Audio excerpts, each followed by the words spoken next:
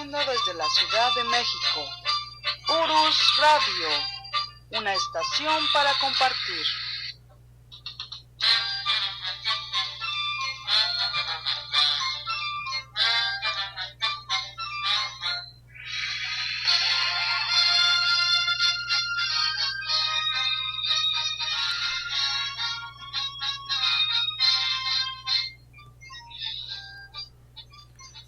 Hola, hola, ¿qué tal? ¿Cómo están? Muy buenas noches. Los saludos, soy Doris y estamos en vivo transmitiendo desde la cabina de Urus Radio, su programa de la verdadera historia de México, hoy lunes 23 de septiembre de 2019. Y bueno, pues estamos en la capital de nuestro país, en esta ciudad de los palacios. Y pues vamos a seguir con el tema de la guerra de Estados Unidos, ya en su capítulo número 6. Y bueno, ahora vamos a saludar al profesor Francisco Mendoza, que es experto en historia, que muchos de ustedes ya lo conocen, ya saben quién es. Hay otros que nos escuchan por primera vez, pues aquí lo presentamos. Y pues bueno, él es quien nos comparte su conocimiento todos los lunes. Así es que vamos a saludarlo. Profesor, ¿cómo está? Buenas noches. Licenciada, muy buenas noches. Amigos que nos escuchan en Urus Radio, muy buenas noches tengan todos ustedes. Y pues también vamos a saludar a los que ya se encuentran en el chat. Está César González Garay y dice buenas noches. Eduardo del Valle, buenas noches, licenciada Doris, y al maestro desde California, esperando con ansias escucharlos. Y pues César nos escucha desde Nueva York. Gabriel S. Lépez dice hola, buenas noches, un placer estar aquí. En un día más para deleitar los oídos y alimentar el intelecto. ¡Ay, qué bien! Saludos.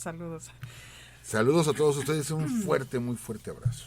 Pues profesor, vamos a continuar, bueno ya dije, con el tema de la guerra entre México y Estados Unidos, pero ¿qué parte de esta cruenta historia, de esta guerra nos va a contar el día de hoy? Pues, licenciada, una batalla que desgraciadamente ha sido casi olvidada por nuestra historia, la batalla de Cerro Gordo, 35 kilómetros al sur de Jalapa, Veracruz.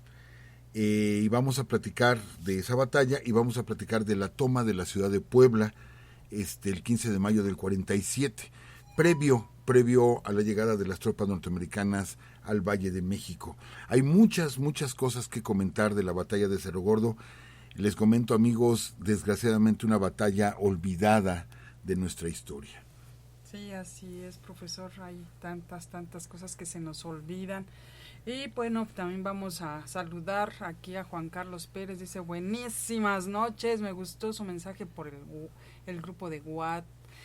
Alastor Ceguera dice buenas noches, exquisitez de los lunes. Ay, gracias Alastor, por fin después de una semana eterna. Y pues bueno, él también nos manda un mensaje a Alastor Ceguera, que dice que nos escuchan desde el 2º Batallón de Fusileros Paracaidistas, profesor. Vaya, qué bien, un saludo para todos ustedes si nos están escuchando ahí en este 2º Batallón de Fusileros Paracaidistas. Gracias por el interés que muestran de escuchar Urus Radio.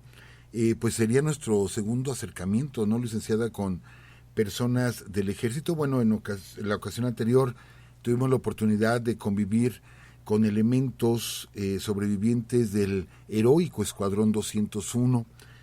Tuvimos ese gran privilegio de conocerlos, saludarlos y compartir pues momentos, historias con nuestros amigos del Escuadrón 201. Recuerdo que dentro de mis orgullos nos regalaron un pin, diciéndonos amablemente que éramos miembros honorarios de este escuadrón, porque pues reconocimos que pues son héroes vivientes y que están olvidados también y forman parte de nuestro ejército y han sido pues sí olvidados.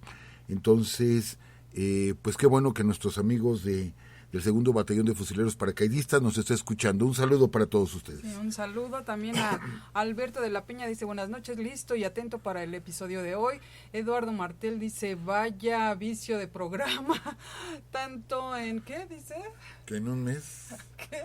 Pero lo puede leer, profesor. Que Dice no vaya vicio de programa, tanto que en un mes llevo 5 años de programación. Ay, sí, la verdad que sí, sí da, sí causa vicio, profesor. Sí, creo que sí. Pero bueno, también vamos a saludar a Alejandro Mora. Dice saludos a ambos y de favor un saludo a mi prometida Pati Méndez. Claro que sí, saludos Pati Méndez. Su prometida. Y Marco Vázquez dice buenas noches, un placer escuchar los saludos desde Las Vegas, Nevada. Ay, Las Vegas, profesor. Bueno, profesor, adelante, vamos a empezar con el tema. Con el tema. Amigos, licenciada, pues continuamos con esta serie sobre la guerra entre México y los Estados Unidos, esta herida que no cierra, realmente no cierra. Creo que no queremos revivir una afrenta o crear una animadversión. Es la historia, simplemente es la historia, y siempre hemos creído aquí en Urus Radio esa famosa frase tan llevada, traída y trillada, si ustedes quieren, pero quien no conoce su historia está condenado a repetirla. Eso es muy cierto. ¿Y qué provoca la intervención norteamericana? Pues ya lo dijimos, ¿no? El espíritu expansionista de los norteamericanos, sí, pero de alguna manera fuimos cómplices los mexicanos de aquel tiempo en la pérdida de nuestro territorio nacional, y es de lo que estamos platicando. Son heridas dolorosas, pero se trata de eso, de que no olvidemos que la desunión de los mexicanos fue lo que provocó en gran medida la pérdida de nuestro territorio, esa falta de identidad nacional, esa falta de espíritu patriótico, que nos llevó pues a perder batallas, enfrentarnos entre mexicanos. Hoy vamos a hablar también de esa parte, y bueno, por eso queremos narrar lo que fue la guerra entre México y Estados Unidos. Estamos encontrando datos increíbles que vamos a compartir con todos ustedes. Dice a Luz de Luna, dice no logro escuchar, alguien me puede orientar, se mira la imagen de que cursa el sonido pero no logro escuchar nada, y ya nos envió 3 mensajes, seguramente es su equipo, ¿verdad? Porque sí se está viendo que se está moviendo. Y buenas noches, apreciados licenciada Doris y profesor Mendoza, escuchándolos, saludos cordiales desde León de los Aldama, Guanajuato. Pues iniciemos, amigos. Nos habíamos quedado en la narración de lo que fue la masacre, porque fue una verdadera masacre. Fue, ¿cómo lo diríamos ahora, licenciada? Después de lo que se vivió en la Segunda Guerra Mundial, cuando al terminarse del juicio de Nuremberg, de crímenes contra la humanidad. Esto no existía anteriormente, pero la verdad es haber bombardeado a una población civil, ¿sí?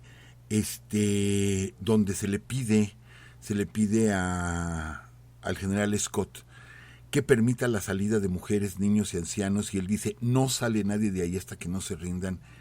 De los miles de muertos, del horror que causó a los mismos soldados norteamericanos, el horror que causó haber entrado a la fortaleza que era Veracruz y ver los cuerpos despedazados, las calles bañadas en sangre, las casas destruidas, que varios de ellos desertaron. O sea, fue una verdadera masacre, fue un crimen el que se cometió en la heroica ciudad de Veracruz. Comentábamos también que ahí en el Puente Nacional se estancó el ejército mexicano. Ahí podemos hablar mal del general Santana porque no llegó tampoco al auxilio del puerto de Veracruz, esperando que las enfermedades del puerto hicieran su trabajo, y de hecho hicieron bastante trabajo. Pero hoy les vamos a platicar una anécdota increíble, amigos, pero increíble, y les voy a decir, van a comentar ahorita, no, definitivamente el profesor Mendoza ya se volvió loco, sí, se volvió loco, porque les voy a decir que el general Guadalupe Victoria, sí, general Guadalupe Victoria ocasiona la muerte de alrededor de 20 soldados americanos que nos invaden. Él ocasiona la muerte, y yo sé que ahorita algunos van a estar volteando a verse, Guadalupe Victoria, ¿qué tiene que hacer ahí si ella tenía años de muerto? Pues vamos a platicar qué fue lo que pasó. ¿Cómo es posible que nuestro primer presidente, el general Guadalupe Victoria, haya participado en la defensa de México? Y esto es para avergonzar a mucha gente, ¿no? Porque ¿cómo es posible que un muerto nos haya ayudado en las batallas o a enfrentarse a los enemigos? Pero bueno, amigos, el general Scott comienza su avance. Él va hacia la Ciudad de México. Tiene que llegar a la Ciudad de México, tiene que poner a los mexicanos de rodillas, ¿sí?, para que nosotros confirmemos lo que ya estaba hecho. Ya el territorio ya se había perdido, ya estaba invadido, nuestros puertos invadidos. Entonces solamente era obligar a que el gobierno mexicano, con una representación oficial, aceptara que todo se había perdido. México no lo iba a hacer. Entonces Scott decide avanzar hacia la Ciudad de México, hacia el interior del país. Les platicábamos, amigos, la semana pasada, que increíblemente el ejército americano les había regalado libros a los soldados, ¿sí? El de la ruta de Cortés, se los había regalado. Ellos, la gran mayoría, estaban alfabetizados, y en su viaje iban reconociendo lugares, o sea, venían prácticamente como turistas, venían reconociendo lugares que iban leyendo en este libro, y venían emocionados. Santana se repliega de Puente Nacional hacia Cerro Gordo. Cerro Gordo es una población, es un paso, ¿sí?, dominado por este promontorio conocido como Cerro Gordo, o conocido también como Cerro de la Atalaya. Es un paso obligado en el camino de Veracruz hacia Jalapa y posteriormente hacia la Ciudad de México. Por ahí se tiene que pasar, por fuerza, ¿sí? Es un paso muy estrecho. De un lado hay una barranca muy honda, y al fondo hay un río, que en temporada de lluvias es un río muy caudaloso. Y del otro lado hay montañas, las cuales, en esas circunstancias, en aquellos años, eran prácticamente intransitables. Entonces, llega el general Santana y le da órdenes al general Valentín Canalizo, ¿sí?, de que fortifique lo que es el Cerro del Telégrafo, lo fortifique para desde ahí detener el avance de los norteamericanos. Amigos, les habíamos dicho que todas las batallas, excepto la de la Angostura, todas habían sido batallas defensivas. Aquí hay una contradicción bien grande entre los historiadores. Vamos a dar todas las versiones posibles que pudimos encontrar. Hay un historiador norteamericano, militar, Eisenhower, que probablemente pienso que es descendiente de Dwight Eisenhower, que fuera general en la Segunda Guerra Mundial y posteriormente presidente de los Estados Unidos, y que estuve viendo su entrevista, y él decía que la defensa que había implementado Santana era magistral. Así la definió él, como una defensa magistral, ¿sí? Por otro lado, los historiadores mexicanos dicen que fue pésima la defensa, que los ingenieros mexicanos decían que no era el lugar, que era un buen lugar para detener a los norteamericanos, pero no era un buen lugar para poderlos derrotar. La cuestión, y leí otros autores que decían que la idea de Santana, fíjense bien, amigos, es un poco complicado sin imágenes poderlo explicar. Resulta que Santana, la idea de él era engañar a los norteamericanos con una falsa retirada. Esto es, ofrecer el Cerro de la Atalaya, que está frente al Cerro Gordo, ofrecer el Cerro de la Atalaya para que los americanos avanzaran, fingir una desbandada de la infantería mexicana, fingir la desbandada, y de pronto en la parte baja del cerro, donde es un terreno más plano, no completamente, pero es más plano, iba a intervenir lo que era el terror de los norteamericanos, nuestra caballería. Lo hemos comentado muchas veces, que si alguien así les causaba miedo a los norteamericanos, era nuestra caballería. Nuestros lanceros, ¿sí?, eran expertos en el manejo de las armas, de sus lanzas, de sus reatas. Los mexicanos peleaban a caballo, peleaban al estilo árabe, amigos. ¿Cómo es esto? Los árabes peleaban en caballos pequeños, no eran caballos muy grandes, eran caballos pequeños, los cuales tenían mucha movilidad, a diferencia de las tropas norteamericanas que su caballería peleaba al estilo francés, esto es con caballos muy altos, de mucha alzada, y lo que hacían era lanzar el caballo contra la infantería, y el peso del mismo caballo arrollaba a los soldados. Pero les digo, eran técnicas distintas, pero era mucho más práctica la caballería mexicana con sus caballos pequeños sumamente maniobrables. Esto me recuerda, licenciada, amigos, una anécdota que sería en 1914, cuando se encuentran los ejércitos de Emiliano Zapata y los ejércitos de Pancho Villa y entran a la Ciudad de México, y los villistas se reían. Los villistas se reían de los caballos de los zapatistas, porque los villistas traían caballos de muy gran alzada, mientras que los zapatistas traían caballos muy chaparritos. Y decían que ¿para qué les servían esos caballos? Y los otros decían, pues mira, corre más que el tuyo, y aparte come menos, sí, que el tuyo. Y bueno, creo que más que nada pues era la utilización en despoblado, como eran las tierras del norte del país, pues sí, el caballo villista, y en zonas de lomas, promontorios, pues el caballo zapatista, ¿no? Cada uno adaptado a su territorio. Pues bueno, los mexicanos utilizaban esos caballos pequeños y le tenían mucho miedo los norteamericanos. Ellos no hubieran podido usar su caballería contra la caballería mexicana, puesto que de bajada se hubieran desbandado, ¿sí? Se hubieran desbocado. En cambio, los caballos mexicanos sí hubieran podido moverse. Y según algunos autores, esta era la trampa que tenía Santana, ¿sí? Pues bien, pasa lo siguiente. El día 17 comienzan las batallas. La única manera de enfrentarse a la fortificación mexicana es de frente. No hay otra opción. Tienen que entrar de frente. Pero, amigos, si ustedes revisan la historia de los Estados Unidos, la historia de la guerra con México, en los Estados Unidos, por ejemplo, van a encontrar que la batalla de la Angostura, para ellos es la batalla de Buenavista, porque el cuartel de Taylor estaba en la hacienda de Buenavista, y para nosotros es la Angostura. Bueno, así ellos le ponen nombre a unas batallas, y nosotros les ponemos otro. En este caso, nosotros le pusimos la batalla de Cerro Gordo, porque ahí se peleó, ¿sí? Pero los norteamericanos, amigos, licenciada, amigos que nos escuchan en Urus Radio, la batalla de la Angostura para la historia norteamericana se llama la batalla de las Termópilas mexicanas, ¿sí?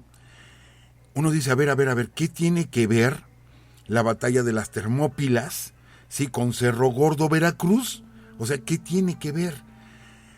Amigos, esto es un poco triste de tener que explicar. Resulta que en la Segunda Guerra Médica, sí, los ejércitos persas avanzan sobre Atenas y sobre Esparta. Y hay un paso el cual tienen que cruzar, ¿sí? Y el general Leónidas, que estaba a cargo de los espartanos y de los atenienses, sabe que bloqueando ese paso no va a dejar entrar a los ejércitos persas mientras él acaba de prepararse para la defensa. Ese es un paso muy estrecho. De hecho, pone ahí a 300, y hay una película que hizo muy famosa hace unos años, que se llamó así, Los 300. Bueno, pone ahí a 300 soldados en ese paso, y simplemente no dejan pasar a decenas de miles de persas. No los dejan pasar. Es cierto que históricamente se ha demostrado que no eran 300, eran como 5,000. Pero de todos modos, 5,000 para más de 100,000 que venían, pues era una cantidad enorme. Leónidas retira la gran mayoría y se quedan 300 que encaran la última batalla. Bueno, fue una resistencia heroica, que solamente 300 hombres hayan podido detener a tanta gente. ¿Qué fue lo que pasó, amigos? ¿Qué fue lo que pasó? Que precisamente los ejércitos persas utilizan a un traidor, una persona que se había peleado con Leónidas, decide traicionarlos y les muestra un paso por detrás de las montañas que solamente él conocía. Y así es como puede pasar el ejército. Llegan y destrozan a estos 300 soldados que había dejado Leónidas. Esta es la batalla de las Termópilas, ganada por medio de una traición, por medio de alguien que les explica cómo dar una vuelta ¿sí? De un pequeño estrecho, cómo dar una vuelta y caerle por detrás a un ejército. Amigos, eso fue lo mismo que pasó en Cerro Gordo.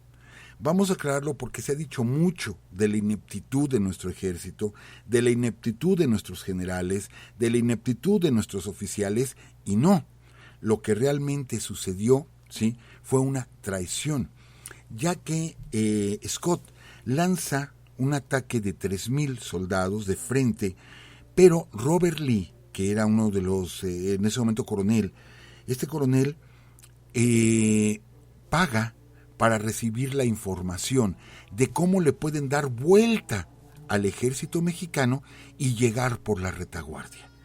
Efectivamente, él paga, ¿sí? Hay traidores mexicanos, traidores que venden la información y lo llevan.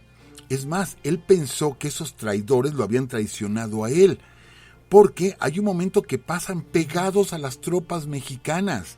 Se tiene que esconder Robert Lee en un árbol, pero en el hueco de un árbol que estaba caído, y de hecho, soldados mexicanos se sientan arriba del árbol y él está debajo de ese árbol en un hueco. Ahí dura bastante tiempo, escondido Robert Lee, ¿sí? Se van estos soldados mexicanos y le siguen enseñando por dónde tiene que pasar. De tal forma que en la noche del día del 17 para el 18, Scott mueve 7,000 hombres.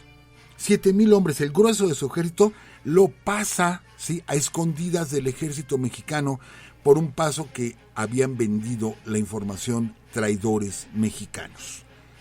Y de pronto, cuando están en la batalla y cuando todo aparenta que va bien, donde los americanos comienzan a subir el cerro, toman en la noche lo que es el Cerro Gordo, y empiezan a bombardear el lado mexicano. Era un cerro más alto, empiezan a bombardear, comienzan a avanzar los americanos y de pronto los mexicanos se retiran. Pero según algunos autores, esto estaba planeado, la retirada, para hacer que los americanos avanzaran y entrara la artillería, la caballería mexicana. Pero ¿qué sucede, amigos? Que cuando los mexicanos comienzan a retroceder para hacer caer en la trampa a los norteamericanos, simplemente por la espalda aparece el grueso del ejército norteamericano. 7,000 hombres salen del bosque, ¿sí?, y enfrentan a los sorprendidos mexicanos. De hecho, el mismo Santana sale huyendo. Y no olviden, amigos, que Santana no tenía una pierna. La había perdido ya en la Guerra de los Pasteles, allá en Veracruz, en un cañonazo. Salen huyendo. El carruaje de Santana quedó hecho pedazos, lo cosieron a balazos. Santana no puede correr. Algunos de sus ayudantes lo cargan en una camilla para poder salir huyendo. La pierna, la prótesis de palo, ¿sí?, de madera que se queda ahí, la toman como trofeo los norteamericanos. Amigos, esto es completamente real. La pierna de Santana actualmente está en un museo en el estado de Illinois, ¿sí?, allá por el rumbo de Chicago. Allá está en un museo, allá se exhibe la pierna de Santana, pero no para eso, fue para ellos tan simbólico el haber capturado la pierna de Santana, que se empiezan a hacer, amigos, se empiezan a hacer souvenirs, ¿sí?, patitas de palo, pero de plata y cositas así, para enviar como recuerdo a los amigos. Así como se me figura como las piernitas estas que ponen como milagros en las iglesias o manitas o algo así. Bueno, pues ahí se hicieron piernas de Santana, ¿sí?, pero como souvenirs, como recuerdo de que se había conseguido este objeto simbólico, pues. Santana tiene que salir huyendo. Cuando la caballería mexicana comienza a avanzar, vienen desbandada por completo el ejército mexicano. Yo quiero hacer una mención, amigos, y pues me duele decirlo, pero es lo real, pues, es lo real, y solamente basta ver estadísticas que las podemos encontrar en varios libros de historia. Amigos, ¿qué es lo que sucede? Varios de los batallones que estuvieron en la batalla de Cerro Gordo, uno de ellos fue el Batallón Libertad. El Batallón Libertad, en realidad, era el de los Polcos. Fue el batallón que fue formado en la Ciudad de México y que en lugar de ir a defender Veracruz da un golpe de estado a Valentín Gómez Farías, ¿sí? Estamos hablando de la clase pudiente, de la clase económicamente más alta de la Ciudad de México, los que habían formado este batallón, comerciantes, o sea, gente rica, ¿sí?, de la Ciudad de México. Como Santana regresa, les platicamos la semana pasada, Santana regresa, pone paz aceptando no pedirle dinero a la iglesia, ¿sí? Entonces ahora sí los polcos se ponen del lado de Santana. Y Santana se los lleva y lleva al Batallón Libertad a la batalla de Cerro Gordo. Amigos, el 80% del Batallón Libertad fueron los primeros que salieron huyendo en la línea de combate. Fueron los primeros desertores en la línea de combate.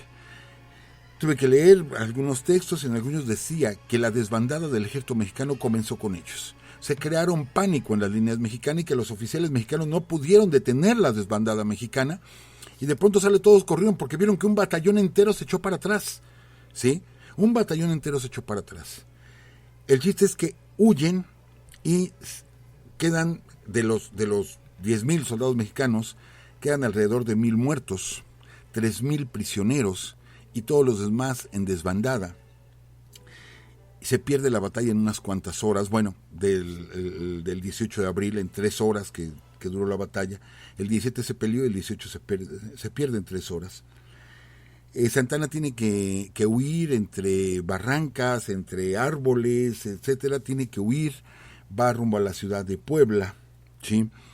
Los grupos de mexicanos, varios desertan, otros huyen, algunos van hacia Jalapa. Comentan las crónicas que era terrible en Jalapa la llegada de los heridos. No había cloroformo, amigos, no había cloroformo. Entonces dicen que fue terrible en Jalapa los gritos, ¿sí? Los gritos de la gente cuando eran operados, cuando eran amputados de brazos o de piernas, y que pues fuera de los hospitales que se implementaron en la ciudad de Jalapa, iban sacando los restos humanos de extremidades amputadas, y eso se tenía que hacer muy rápidamente. Entre los gritos, les digo, no había cloroformo, era en vivo, cortar las piernas o los brazos en carne viva por completo, y que fueron días de horror en la ciudad de Jalapa, días de verdadero horror a la llegada del ejército mexicano. Y los heridos ahí se quedan, los que están en condiciones pues continúan su viaje rumbo a Puebla, se empiezan a reunir, o Santana intenta reunirlos, y Winfield Scott envía un mensaje a Washington donde dice: el país es nuestro, ¿sí? Ya México no tiene ejército. Amigos, sí, hemos criticado a Santana, ha cometido muchos errores, Los peores están por venir. Los peores son cuando en los 50 toma la presidencia, ahí sí, perdón, pero no hay ni cómo ayudarlo. Lo peor de Santana sale en los 50. Pero bueno, en este tiempo, amigos, sí se cometen errores, sí se le ha acusado de traición, pero él todavía no llega el comunicado de Winfield Scott a Washington cuando Santana ya está armando otro ejército. Y si nos ponemos a pensar que rearma el ejército de la Angostura, rearma este ejército, ¿sí?, de Cerro Gordo, y ahora está armando otro para defender la Ciudad de México, he leído que es una proeza histórica el hecho de que un general haya armado 3 ejércitos en solamente 3 meses. Y eso solamente Santana lo pudo hacer, ¿sí? Diríamos que era un pésimo estratega militar, sí, pero de que tenía carisma el señor, tenía carisma, y de que la gente lo seguía. Eso no lo podemos negar, ¿sí? Entonces, Santana va hacia la ciudad de Puebla, amigos, y Puebla. La semana pasada nos decía una persona que nos estaba escuchando que pues, se sentía mal de que su estado, o sea, los poblanos, pues le hubieran dado la espalda a la defensa nacional. Y le dijimos, no, o sea, no estamos hablando en sí del estado, ni estamos hablando de todo el pueblo. De hecho, en la batalla de Cerro Gordo hay 1,000 voluntarios poblanos, 1,000 voluntarios poblanos, ¿sí? Estamos hablando de las clases pudientes, de las clases de dinero, de las clases que no se quieren manchar y que tenían cientos de sirvientes, cientos de empleados y que mandaban a los empleados por delante, pero ellos no se querían manchar las manos. Estamos hablando de esa clase, de los comerciantes, y no de todos, sino de los que tenían, insisto, muchos medios económicos, y del clero, amigos. Es precisamente cuando Santana llega a la ciudad de Puebla con pues qué ejército, o sea, los pocos que sobrevivieron totalmente maltrechos, y decide en Puebla resistir, al ejército norteamericano, llega, habla con el obispo de Puebla. Fíjense bien, lo que hace unos meses había intentado Gómez Farías, esto es pedirle dinero al clero, y eso hizo que los polcos se levantaran, que en lugar de ir a defender el puerto de Veracruz, se fueran contra el presidente por defender los bienes del clero, ¿sí? Llega Santana y todo el mundo dice, ¿y ahora qué hiciste, Santana? Porque ahora se pone del lado de los polcos. Sí, tienen razón. ¿Cómo le vamos a pedir dinero a la Santa Madre Iglesia? Valentín Gómez Farías, córrele, vete, no te queremos aquí. Entonces dices, por fin, ¿quieres o no quieres el dinero? O sea, ¿de qué lado está Santana? Bueno, pues para llegar a Puebla, entonces Santana vuelve a aplicar lo mismo. Ahora quiero dinero, necesito armar otro ejército, ¿sí? Y la respuesta del obispado de la ciudad de Puebla fue: no hay. Los escasos, muy escasos diezmos que tenemos, nótese, los diezmos, lo que la gente aporta, no lo que ellos tenían ahí, no los bienes de manos muertas, no los utensilios de oro, de plata, etcétera, no, nada de eso, no, nada más hablaba de los diezmos. Dice, los escasos diezmos que tenemos son para hospitales y son para asilos, etcétera. Por lo tanto, no tenemos dinero que darle, ¿sí? Y no lo podemos ayudar, general Santana. Santana se da la vuelta y avanza hacia la Ciudad de México y dice, me voy a detener a los norteamericanos en la Ciudad de México. Es así como llega a la ciudad a preparar quizá el ejército pues más grande que se había visto, un ejército disciplinado, bueno, lo empieza a entrenar, a disciplinar, pues en toda la historia del país, que fueron más de 30,000 hombres. Sí, sabemos que Hidalgo llegó a las puertas de la Ciudad de México con 80,000, pero era gente, era pueblo, era que venían con sus carretas, con sus esposas, con sus hijos, o sea, no era un ejército, que era de lo que se quejaba Allende. No era un ejército. Morelos llegó a tener 5,000 hombres, por ejemplo, pero bien entrenados, bien adiestrados. Pero nadie en México, ni Calleja, ni nadie había tenido un ejército tan grande como armó Santana para defender la Ciudad de México, que fue de más de 30,000 hombres. Pero bueno, nos estamos adelantando un poquito. Regresémonos a Puebla. Resulta, amigos, que aquí viene la anécdota. Se abandonan las fortificaciones mexicanas. Hay un fuerte en la ciudad de Perote, Veracruz. Hay un fuerte donde había pólvora, donde había cañones, donde había armamento. Los mexicanos que van de retirada deciden llevarse esos implementos de guerra, abandonar el fuerte, ¿sí? Y no enfrentar a los norteamericanos porque ahí hubiera sido inútil. Pero resulta que años antes, amigos, 6 años antes, en ese lugar, precisamente en la fortaleza de Perote, es a donde fue llevado el general Guadalupe Victoria. Guadalupe Victoria, que les hemos platicado que a raíz de su encierro en cuevas, de todo lo que pasó durante la Guerra de Independencia, él había creado epilepsia.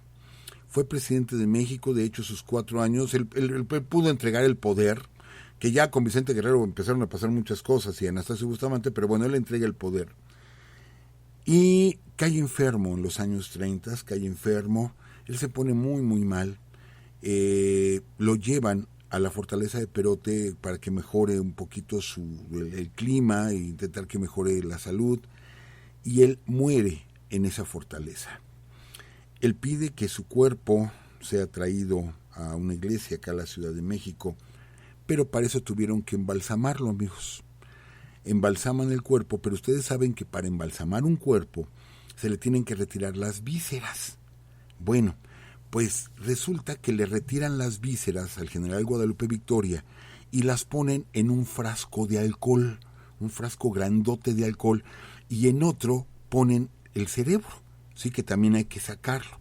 De hecho es algo difícil porque hay que sacarlo por la nariz, sacan el cerebro cuando se embalsama. Pero bueno, en aquellos años así lo hacían. Es que vi una cara así como de horror. De la licenciada Doris, así como, ¡ay, qué horror! Bueno, en aquellos años.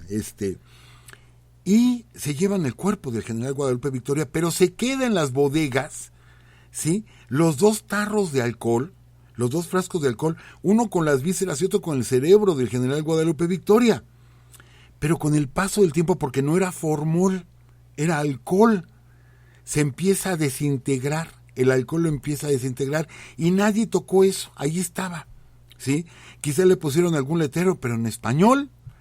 Y resulta que cuando los norteamericanos avanzan, y les digo, esto es anecdótico, pero es real, amigos, totalmente real anécdota. Los norteamericanos entran a la fortaleza de Perote y les dicen que busquen armas, pólvora, lo que puedan encontrar que puedan utilizar los norteamericanos. Pues bien, resulta que se encuentran con los 2 frascos de alcohol, amigos, y que se lo empiezan a tomar. Que se lo empiezan a tomar los soldados americanos. Pues resulta que eso era completamente tóxico, porque eran vísceras y era un cerebro, y era completamente tóxico. Se lo toman y a las 2 horas estos tipos estaban muertos.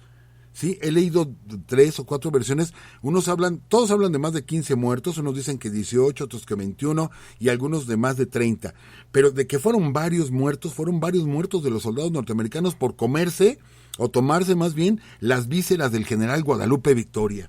Imagínense nada más, o sea, es increíble este dato, ¿no? Pero bueno, amigos, en el momento en el que Santana pierde en Cerro Gordo por medio de esta traición, ¿sí? Pierde en Cerro Gordo. Él había dejado en la presidencia de México al general Pedro María Anaya. Y el general Anaya lanza la orden, ¿sí? Nos vamos a defender, porque pues sí, se perdió el ejército, o sea, realmente en ese momento no teníamos ejército. Entonces, no hay manera mejor que defendernos que la guerrilla. Amigos, no hay un solo ejército en el mundo, y díganme el que quieran, ¿sí?, que haya podido vencer a los guerrilleros. Podemos hablar de los vietnamitas contra los franceses y contra los norteamericanos. Podemos hablar de los partisanos yugoslavos en la Segunda Guerra Mundial, de la resistencia francesa, de la resistencia española, de los partisanos italianos. Podemos hablar de muchos hechos de la historia donde los guerrilleros, ¿sí?, tienen que entrar a combate. Las tropas alemanas, cómo sufrieron bajas a causa de los guerrilleros rusos, ¿sí? Y así por el estilo. Es cierto que no han ganado. Los guerrilleros no han ganado en una batalla, ¿eh? Bueno, o sea, una guerra, perdón. Una guerra nunca la han ganado los guerrilleros. ¿Pero qué creen? No han perdido ninguna. O sea, simplemente no pueden con ellos. La mejor defensa es la guerrilla contra un ejército invasor, ¿sí? Porque conocen el terreno, porque llegan, atacan y se desaparecen inmediatamente.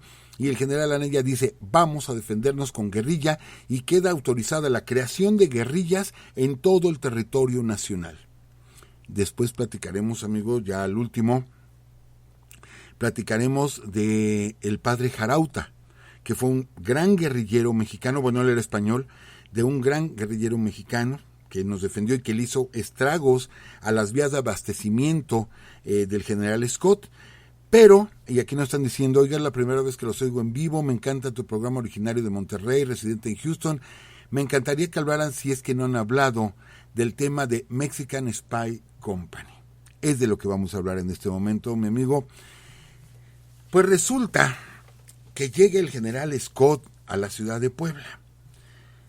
Bueno, hay un documento que estuve leyendo hace rato y hace unos minutos se lo había comentado a la licenciada. Un documento que me dejó impresionado. Lo podemos encontrar por internet. El documento se llama Religión, Guerra y Ciudad. Así, Religión, Guerra y Ciudad, Clero y Gobierno Local en Puebla durante la guerra con Estados Unidos. ¿Sí? Religión, Guerra y Ciudad. Si tienen curiosidad, amigos, revísenlo. Es la defensa que hace el clero poblano, ¿sí?, de su posición en la ciudad de Puebla ante los norteamericanos. Yo pasé, perdón, insisto, cuando hablamos de tema de religión es complicado, acuérdense, nosotros no hablamos de la fe de nadie, la fe es muy respetable para todos, pero hablamos de la iglesia como institución, como una institución. Cuando yo estaba leyendo la defensa que hacían de su posición ante la invasión norteamericana en Puebla, pasé de la risa, ¿sí?, a la ira, y posteriormente lo seguí leyendo porque tenía que informarme, pero es increíble cómo se defienden ellos y cómo dicen, ¿sí?, que ellos colaboraron en contra de la intervención norteamericana. El obispo de Puebla y los obispos y bueno, dignatarios religiosos en la ciudad de Puebla colaboraron, ¿sí?, manteniendo la paz, manteniendo el orden, ¿sí? Y que ellos se encargaron de rezarle 3 veces a San Miguel Arcángel para que nos ayudara en las batallas contra los norteamericanos, y que ellos no sabían a quién encomendar al ejército mexicano, si a la Virgen de Guadalupe o a la Virgen de, ¿cómo dice? A la Virgen del Asalto o de la Batalla, algo así, que era una virgen que estaba por ahí olvidada, y que decidieron que entonces a las 2 vírgenes, que ellos colaboraron con eso, que ellos hicieron varias misas, ¿sí? Pidiendo por el ejército mexicano, pero que hubiera paz, porque consideraban que la invasión norteamericana era un castigo de Dios, por las tantas iniquidades que cometía el pueblo y que había que soportar, ¿sí? Esa, no usaron la palabra Trinidad, hay una palabrita así, esa intervención divina, ¿sí? En contra de la ciudad de Puebla. Entonces, que ellos iban a ser mansos, pero buscando la paz y la reconciliación, y que así fue como ellos apoyaron la lucha contra los norteamericanos. Amigos, insisto, no me lo tomen a mal, de veras, no me lo tomen a mal. Esto, vamos, o sea, ¿cómo lo decimos? O sea, ¿cómo lo podemos decir?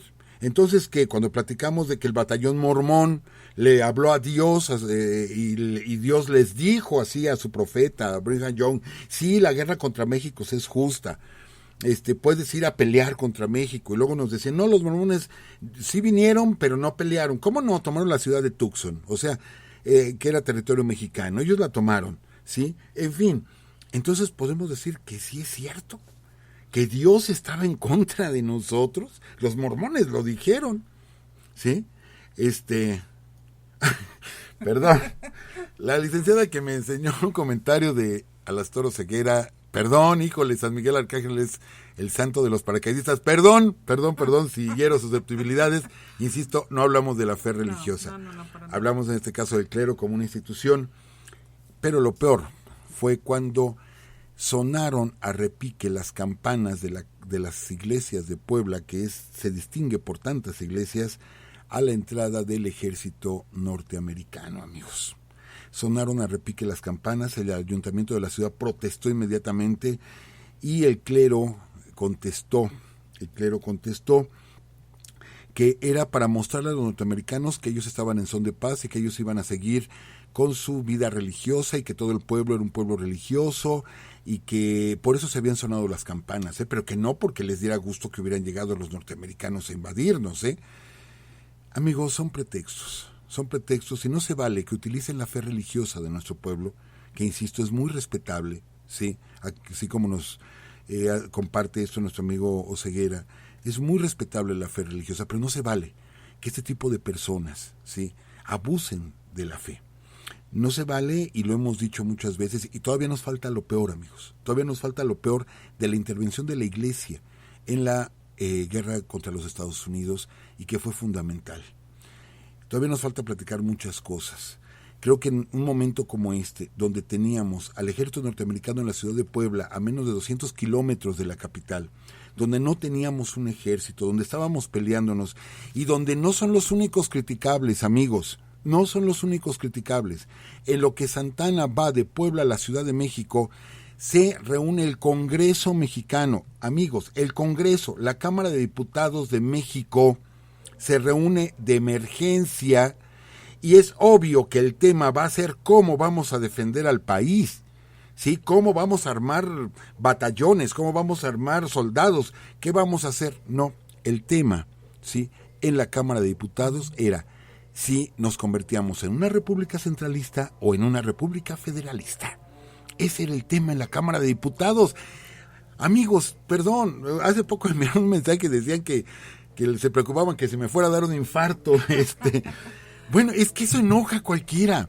No es posible que nuestros diputados, los representantes del pueblo, estén discutiendo en las cámaras si vamos a ser centralistas o federalistas, cuando tenemos al ejército norteamericano a las puertas de la ciudad, cuando tenemos la mitad del país, ¿sí?, ya tomado por los norteamericanos, cuando tenemos nuestros puertos, San Blas, Veracruz, Tampico, todos nuestros puertos, Guaymas, tomado por los norteamericanos. No es posible, ¿sí? Por eso decíamos al inicio del programa, esa falta de identidad, esa falta de patriotismo. Todo ese tipo de detalles salen sobrando. Tenemos una emergencia nacional, ¿sí? Tenemos un ejército ahí en la puerta. Mas, sin embargo, eso era lo que se hacía en ese momento. Repicar con campanas la llegada de los norteamericanos y nuestros políticos debatiendo si éramos centralistas o federalistas. Y para colmo, y ahí les va. Esta nada más es la primera partecita de este tema. Cuando Winfield Scott llega a la ciudad de Puebla, los ricos poblanos, ¿sí?, se reúnen, le dan la bienvenida, de hecho le organizan varios banquetes a él y a la oficialidad del ejército norteamericano. Hay una anécdota muy buena, se la platicaba hace rato a la licenciada, que le decía, entran desfilando con tambores, trompetas, cornetas, entran desfilando los norteamericanos, los forman ahí en la plaza principal de Puebla, junto a la catedral, ahí los forman a todos, ¿sí? Y de pronto les dicen, rompan filas. ¿Qué creen que hicieron los soldados norteamericanos? Esto es impresionante. Al momento de que le dicen rompan filas, la gran mayoría de soldados norteamericanos corrieron a las fuentes de la ciudad a tomar agua y a echarse agua en la cara, pero comentan las crónicas de que se llenaron de soldados norteamericanos las fuentes que estaban ahí en la plaza central para echarse agua y refrescarse, ¿sí? Y tomar y todo esto, que eso fue lo que hicieron, fue lo primero que hicieron. Pero bueno, los ricos, les repito, se reúnen y le dicen al general Scott, bienvenido, qué bueno que está usted aquí, a ver si usted sí puede poner orden en esta ciudad, porque fíjese que tenemos a un bandolero, ¿sí?, apodado el Chato Domínguez, que ahora sabemos que se llamaba Manuel Domínguez, conocido como el Chato, que está asolando toda la ruta entre Veracruz, ¿sí?, y Puebla. Es un bandido. Hemos agarrado a varios de sus secuaces, pero él no lo hemos podido agarrar. Ojalá usted pudiera agarrarlo, para que usted demuestre cómo se hacen las cosas, señor Scott, o general Scott. Pues, ¿qué creen, amigos? Él entra el 15 de mayo, pues el 2 de junio agarraron al Chato Domínguez. Y en lugar de meterlo a la cárcel, lo que hace Winfield Scott es llamar a uno de sus generales, híjole, hasta el apellido, Hitchcock, imagínense, el terror, Hitchcock.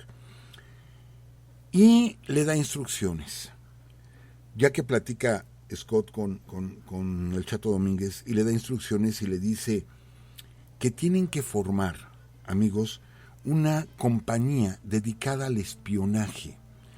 Le ofrecen dinero al Chato Domínguez y él acepta a servir de espía.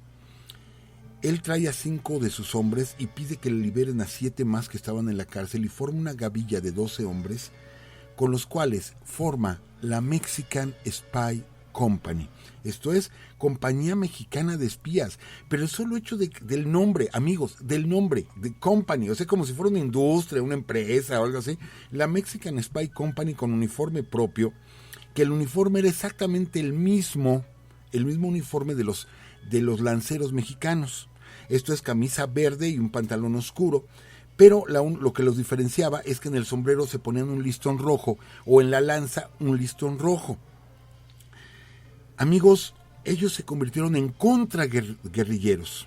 Scott sabía que lo iban a asolar en los caminos, ¿sí?, que los guerrilleros mexicanos iban por todo, y de hecho fueron por todo nuestros guerrilleros, y había que formar una contraguerrilla porque los americanos no conocían el camino, y es precisamente otro mexicano, o sea, Manuel Domínguez, es el que forma una compañía para atacar a nuestros mexicanos que se la estaban rifando contra los norteamericanos. Y bueno, amigos, esto es la primera parte de cómo se formó la Mexican Spy Company, que es vergonzoso, así, vergonzoso, y lo voy a decir, lo tengo que decir, perdón, licenciada, ya casi voy a acabar, lo voy a decir, porque cuando la Ciudad de México fue tomada, se abrieron las cárceles, y la gran mayoría de presos en las cárceles se fueron a defender la ciudad. Y los acababan de sacar de la cárcel, y se fueron a defender la Ciudad de México. ¿Cómo es posible que estos bandoleros se prestaran, ¿sí?, se prestaran por el dinero que le estaban ofreciendo a traicionar a los mismos mexicanos? Ya platicaremos más de la Mexican Spy Company. Solo un dato como para enardecernos, ¿no? Así como, vamos a disfrutar el coraje, pues vamos a disfrutarlo bien. Amigos, cuando el general Pedro María Anaya se rinde en Churubusco. Y está la frase histórica, cuando lo llevan ante Taylor, ¿sí? Y le dice, entrégueme las municiones, entrégueme la pólvora, entrégueme el parque. Y le dice el general Pedro María Anaya, si yo tuviera parque usted no estaría aquí. Todos conocemos esa parte de la historia, en el metro hay una estación General Anaya, etcétera. Pero la historia dice, cuando llevaron a Anaya frente a Taylor, pero ¿quién creen que lo lleva? ¿Quién creen que lo lleva? Lo lleva Manuel Domínguez, el Chato, porque ellos pelearon del lado de los norteamericanos, no solamente espiaban y pasaban información, pelearon en la batalla de Churubusco y son los primeros que entran cuando se rinde el ejército mexicano, toman a Pedro María Anaya y cuando Pedro María Anaya reconoce a Manuel Domínguez, en la cara se lo escupe, le dice traidor, ¿sí? Y el Chato se lo lleva a Wilfred Scott y es cuando le dice la famosa frase. A ese grado de traición llegaron estas personas, amigos. Por eso les decíamos, y ya para concluir el día de hoy, licenciada, es cierto, los norteamericanos sí nos quitan la mitad del territorio, fue una guerra injusta, vinieron, nos masacraron, es cierto, son los malos. Pero ¿y nosotros dónde quedamos? ¿Dónde quedamos? ¿Qué pasó con nosotros los mexicanos? ¿Ya de cuántos traidores hemos hablado, licenciada, amigos? ¿De cuántos traidores? Pues todavía lo peor falta por llegar. Lo dejamos aquí, licenciada, cuando dejamos a Scott en Puebla, ¿sí? Y a Santana llegando a la Ciudad de México a preparar la defensa de la capital. Y ya empezaremos a hablar, pues, de Padierna, Churubusco, Chapultepec y la Ciudad de México, de la cual no se habla, de cómo la Ciudad de México se levantó en contra de los invasores. ¿Qué le parece, licenciada, amigos? Profesor, de verdad que nos deja con la boca abierta, es tremendo todo lo que pasa y volvemos a escuchar sobre las traiciones, volvemos a escuchar que entre mexicanos nos traicionamos, pero bueno, en fin, se nos está yendo el tiempo, ahora sí fue demasiado y qué bueno, profesor, porque nos iba a dejar igual picados como otras veces nos comentan algunos de nuestros seguidores. Vamos a hacer una lectura rápida de los que faltan aquí en el chat. Está, Luis Enrique, ya lo saludamos. Javier Herrera, por favor, si le puede leer, profesor. Saludos desde Nashville, Tennessee, Javier, los escuchamos, y Diu, los escuchamos. Ajá, okay. Luz de Luna. Dice, buenas noches, no logro escuchar, ¿alguien me puede orientar? Gabriel López, si se escucha, debe ser tu conexión. Sí. Juan Carlos Pérez, se escucha bien. Sí. Luz de Luna, gracias, Gabriel, lo más probable. Ahí se, ok.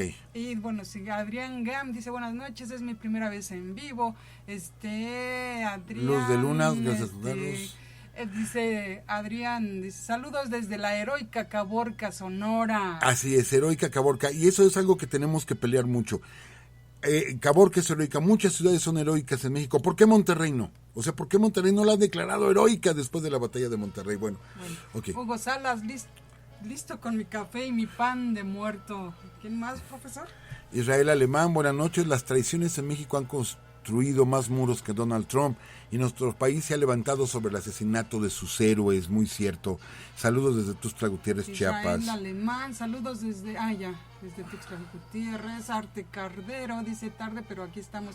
Saludos saludos para el profesor, la licenciada y todos los escuchas. Adelante, por favor. De nuestro amigo Armando Garza, ya lo leímos, de la Mexican Spy Company. Ricardo Andrade Rodríguez, saludos tarde, pero aquí estamos. Y Arte Cardero, otra vez.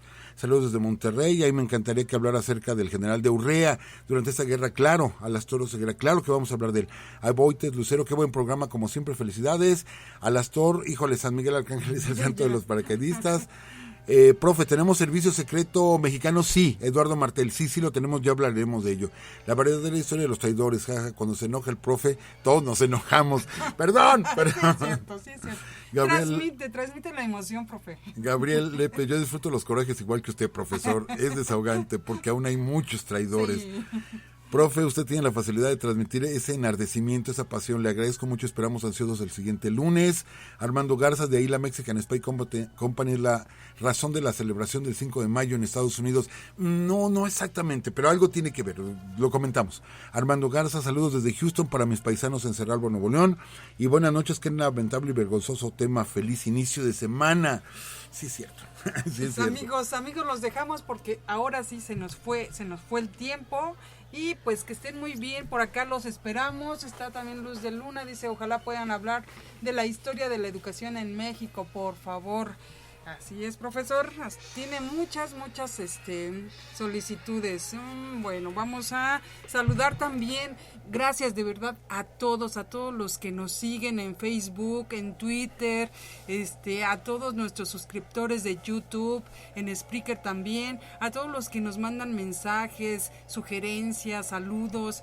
Vamos a mandar saludos también a Luis Tejeda San, a Vero Vázquez, Luz de Luna, que ya la mencionamos ahorita, Miguel Ruiz, Armando Hernández de Chihuahua, Evelyn Hernández, Daniel Arturo Hernández, Eduardo del Valle, Jimena Vera, Lau Macías, Zaira Marín, Alberto C.P., José Luis Macías, José Antonio Macías, Luis Gerardo Castañeda. Pues bueno, son todos los que me acuerdo, porque hay algunos que la verdad se nos pasan, pero bueno, aquí estamos, y les recuerdo nada más la liga, nos encuentran en www.spreaker.com/user/Urus Radio. Pues por aquí los esperamos el próximo lunes, amigos, y de verdad que nos vamos encantados con este programa. Profesor, gracias por todos sus conocimientos, gracias a ustedes, por esa emoción que nos comparte. Y no se pierdan el próximo programa porque va a estar muy muy bueno. El profesor ya me adelantó y está genial. Así es que por acá nos escuchamos el próximo lunes. Hasta luego, que estén muy bien y cuídense mucho. Dígame, profesor. Nada, ya nos vamos. Adiós. Que estén muy bien. Hasta luego.